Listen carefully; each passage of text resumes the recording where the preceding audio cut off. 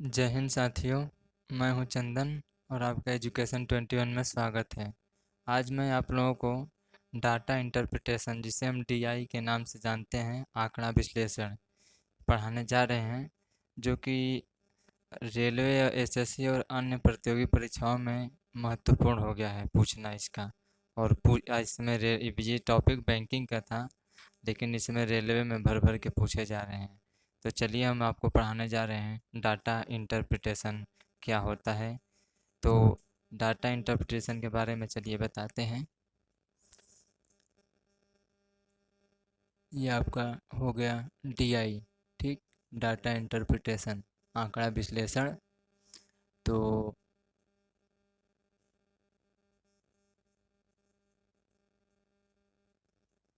Interpretation,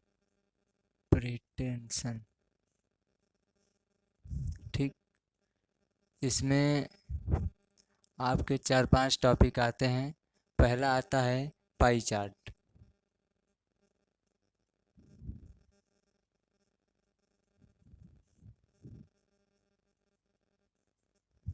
दूसरा आता है आपका बार चार्ट।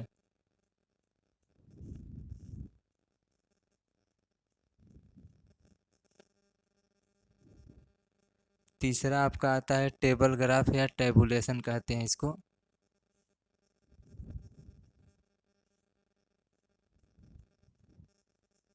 इसी को टेबुलेशन कहा जाता है। और चौथा आपका आता है टेबल ग्राफ के बाद में लाइन ग्राफ आते हैं।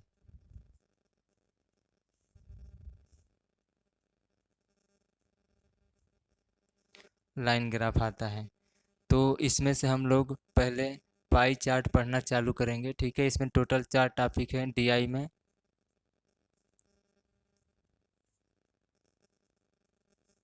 तो डीआई को पढ़ने से पहले हम लोगों को जानना ये ज़रूरी हो जाएगा कि इस चैप्टर को पढ़ने के लिए हमें प्रीवियस किन किन चैप्टरों की इसमें नॉर्मली ज़रूरत पड़ेगी। बहुत आसान है। इन चैप्टरों को पढ़ने से पहले बीच बीच में क्वेश्चंस में कुछ टॉपिक्स आएंगे जिनको हमें जानना ज़रूरी है। जैसे आपको परसेंटेज आना ज़रूरी है, जिसे हम लोग प्रतिशत कहते हैं। दूसरा, अनुपात आना चाहिए, रेशियो।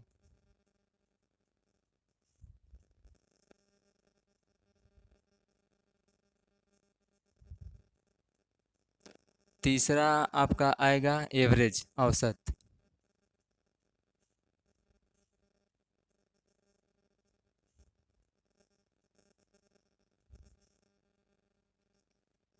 तो ये 3 चीज़ आपको आना ज़रूरी है। खैर नहीं भी आ रहा होगा तो आपको जब टॉपिक पढ़ाए जाएंगे तो बीच बीच में क्वेश्चंस में इनका बहुत ही नॉर्मली यूज है। इतना ज़्यादा वो हार्ड नहीं है, ठीक है। तो इसको आपको टॉपिक में बताते चलेंगे। आपका पाई चार्ट जो है ये हम पढ़ाने जा रहे हैं, ठीक है।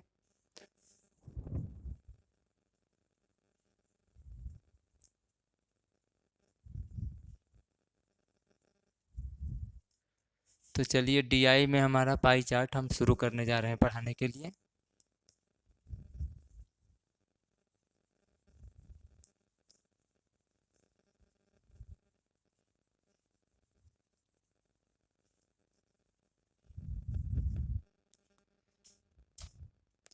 तो पाई चार्ट में हमने आपको बताया था, पाई चार्ट में क्या होगा कि एक ऐसे गोल वृत्त दिया रहेगा और इसमें ये आपको ऐसे डिवाइड में बांट दिया रहेगा, या ऐसे डिवाइड में ऐसे ऐसे इधर बांट दिया रहेगा। और यहाँ पे दे दिया रहेगा कि भोजन, यहाँ पे दे दिया रहेगा कोई और चीज़ दिया, जैसे कपड़ा दे दिया जाएगा। यहाँ पे परिवहन वगैरह दे दिया जाएगा, X Y Z A B. यहाँ पर कुछ कुछ नाम होंगे, बता देगा कि मान लीजिए भोजन में आप महीने का 15% खर्चा करते हैं, इसका मान लीजिए 25% खर्चा करते हैं, इसका मान लीजिए 10% खर्चा करते हैं, इसका मान लीजिए 5% खर्चा करते हैं। ऐसे ही एक्स वाई जेड ये दे दिया जाएगा आपको पाई चार्ट में, ठीक है। तो पाई चार्ट में इसी प्रकार के सवाल आएंगे आपको।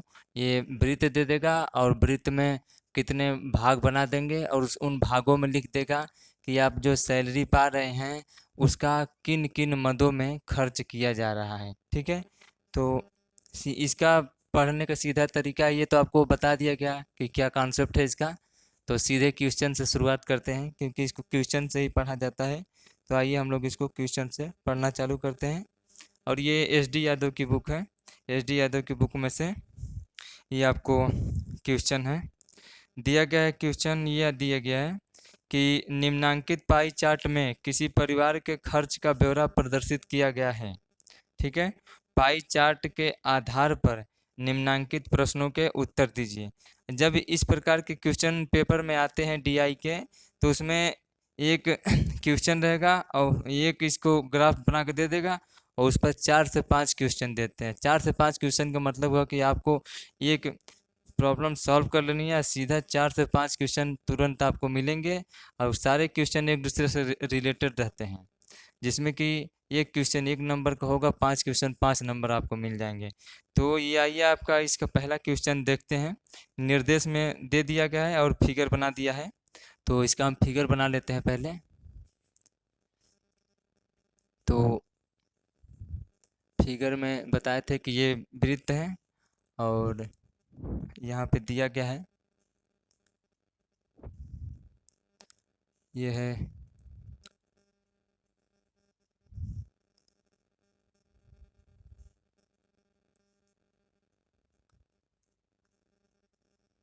परिवहन बचत किराया। देखिए आप लोगों को बताए थे, तो ये दिया है फुटकर। फुटकर दिया है 10%। कपड़े कपड़े दिया है 5%। परिवहन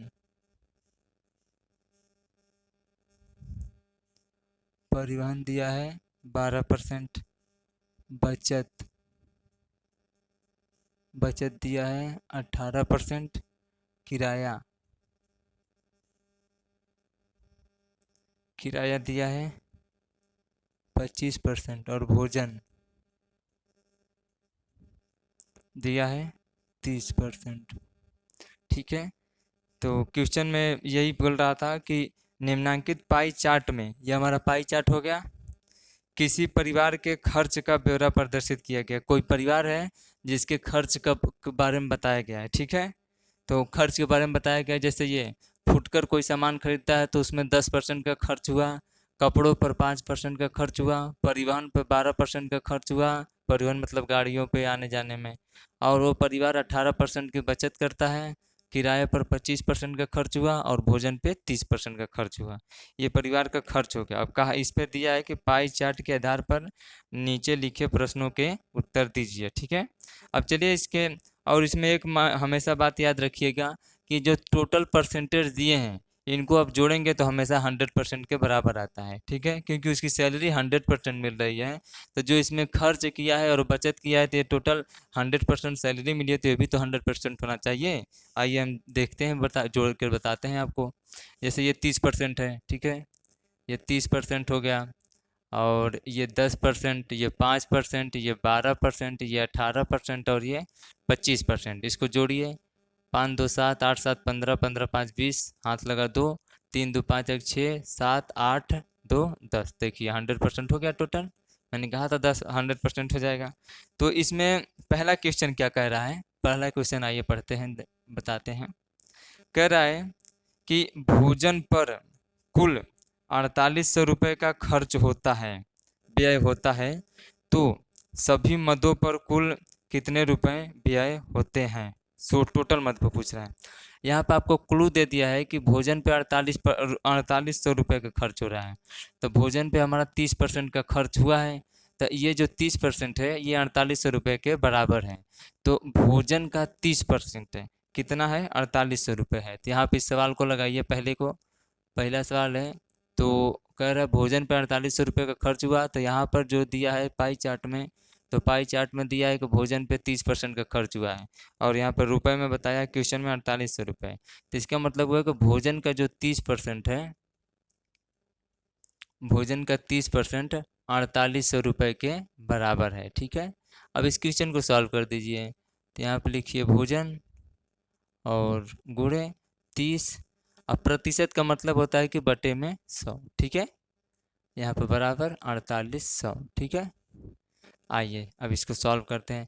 ये 100 यहाँ पे जो है 30 के साथ में भाग कर रहा है, तो ये जब इधर जाएगा तो यहाँ पर 4800 के साथ में गुणा करने लगेगा, और ये 30 इसके साथ गुणा कर रहा है तो ये जाएगा तो भाग करेगा। कुल मिला के कहने का मतलब ये है कि ये यहाँ पर इधर है तो उधर जाएगा, तो ये उल्टा हो जाएगा। ठीक है, तो आइए इसको हम लोग ठीक करते हैं। तो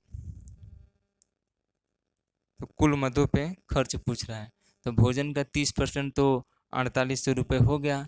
तो अब यहाँ से हम लोग इसको सॉल्व करते हैं। भोजन का 30%, कुल व्यय हमारा 30% हो गया। तो ये भोजन पे व्यय जो है कुल व्यय का 30% है यहाँ पे।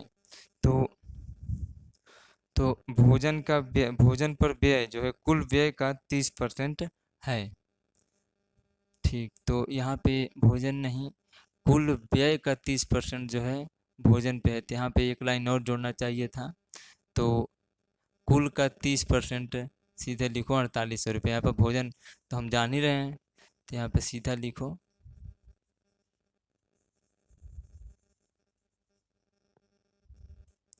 तो भोजन पे 4800 रुपये था, तो भोजन पे यहाँ पर 30% का खर्च हुआ है, तो इसका मतलब कि ये जो 4800 रुपये है ये कुल के 30% के बराबर है। ठीक है, तो यहाँ पर कुल लिख दो, तो यहाँ से हमारा पूरा 100% कितना है पता चल जाएगा। तो ये इधर जाकर पलट जाएगा, तो हो जाएगा 4800 रुपये गुणे 100 बटे, ये पलट जाएगा बटे में 30। इस जीरो से ये जीरो कैंसिल हो गया। ठीक है, और 3 से ये कट जाएगा, 16 तियाँ 48, तो कितना हुआ ये 160। ये जीरो 3 जीरो हो जाएंगे, 2 3, कितना हुआ कुल कुल खर्च कितना है हमारे पास 16,000 रुपये कुल खर्च हैं। ठीक है, हम जिसमें से भोजन पे 30% खर्च किए जो कि 48% के बराबर था। तो क्वेश्चन में भी यही कह रहा था कि भोजन पर कुल 4800 रुपये का व्यय होता है, तो सभी मदों पर कुल कितने रुपए का व्यय होगा। तो सभी मदों पे यानी कि सभी पर टोटल 16,000 रुपये का खर्च होगा। ठीक है, ये तो हो गया हमारा पहला क्वेश्चन हो गया। आइए अब दूसरा देखते हैं क्या कहता है।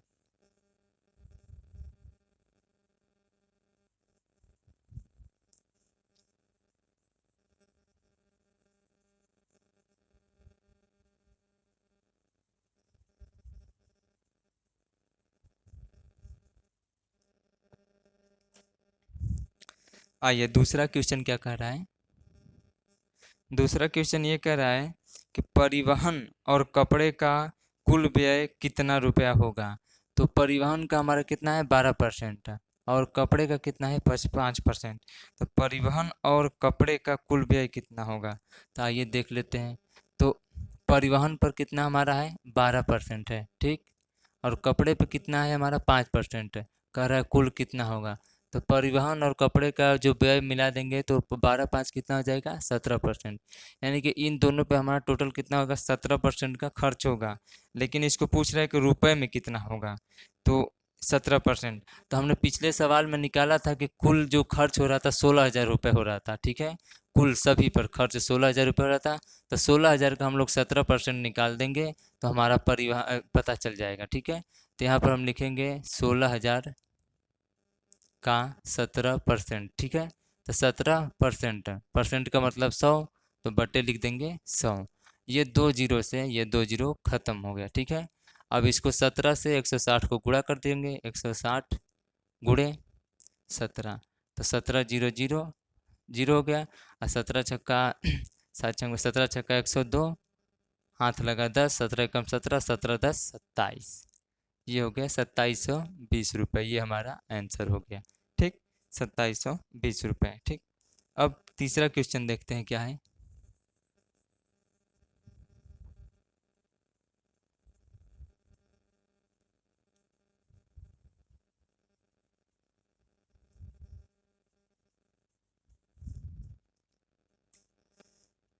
अब तीसरा क्वेश्चन कह रहा है फुटकर व्यय। ठीक है, ये हमारा फुटकर व्यय मतलब फुटकर खर्च है कितना 10%।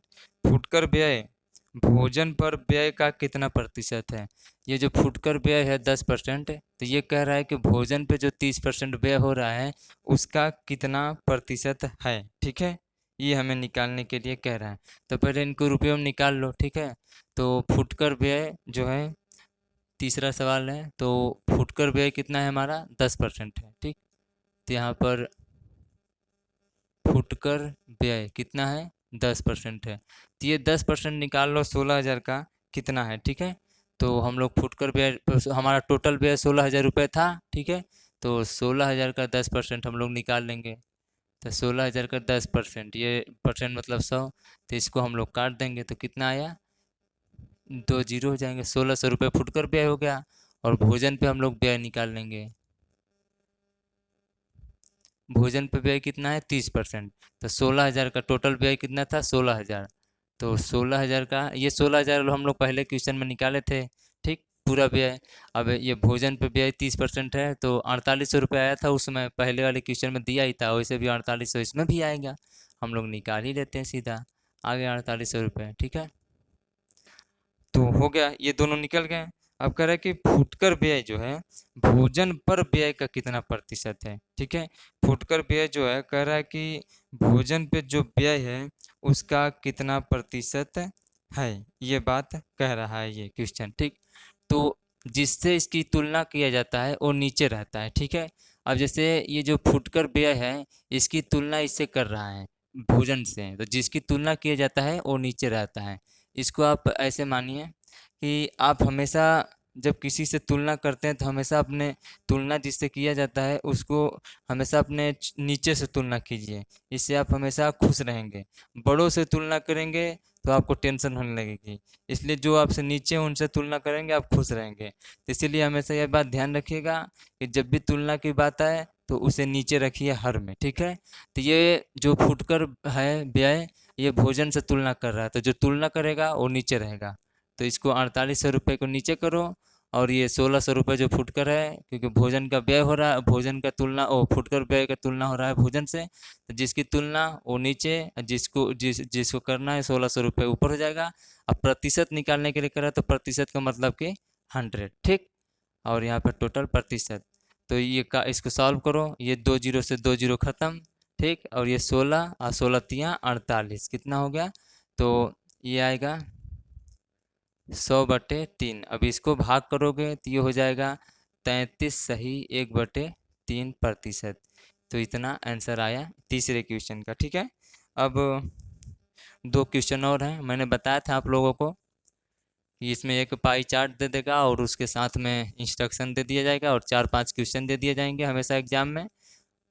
आप पाई चार्ट को समझ करके उन पांचों क्वेश्चनों का आंसर दे दीजिए, आपके 5 नंबर फिक्स हो जाएंगे, बढ़िया।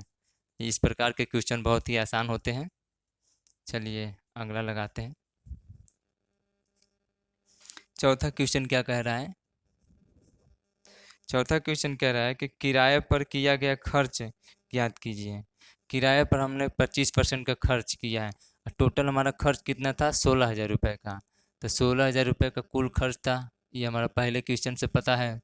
आप किराए पर निकाल पूछ रहा है, तो किराए पर 25% का खर्च है, 25% का मतलब 25, और परसेंटेज का मतलब बटे में 100। इस 2 जीरो से इस 2 जीरो को काट दो, तो अब कितना आया, तो 160 गुणे 25। इसको सॉल्व करो, 25 जीरो जीरो और 25 छक्का 150, हाथ लगा 15, 25 कम 25, 25 15 40, ठीक है। आंसर कितना आया हमारा, 4,000 रुपये, ठीक। अब पांचवा, ये लास्ट क्वेश्चन है, 5 नंबर। आइए देखते हैं, कुल बचत, कुल बचत ज्ञात कीजिए, ठीक है। कुल बचत हमारा कितना है,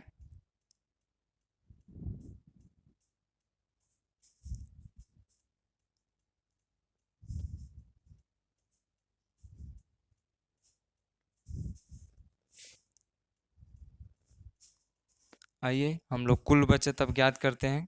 फ़ोन आ गया था, तो कुल बचत हम लोग ज्ञात करते हैं। तो हमारा कुल बचत कितना है यहाँ पर पाई चार्ट में, 18% है, और टोटल कितना दिया था, 16,000 रुपये।